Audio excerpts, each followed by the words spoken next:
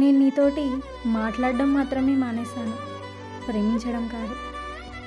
ఒకప్పుడు తనే చెప్పింది నీతో మాట్లాడకుండా ఉండలేను అని.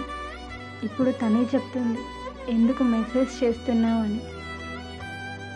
నిజం నీతిగా ఒంటరి అవుతుంది, కానీ అబద్ధం నమ్మిస్తూ నటిస్తూ దగ్గరై మోసం చేస్తుంది.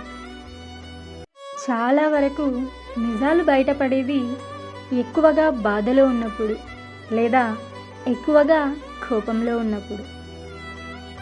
ఒక ఆడపిల్ల జీవితంలో ఏ తప్పు చేసినా శిక్ష కొద్ది కాలమే ఉంటుంది, కానీ ఒక మూర్ఖుడిని పెళ్లి చేసుకుంటే మాత్రం జీవితాంతం శిక్ష అనుభవిస్తూనే ఉంటుంది.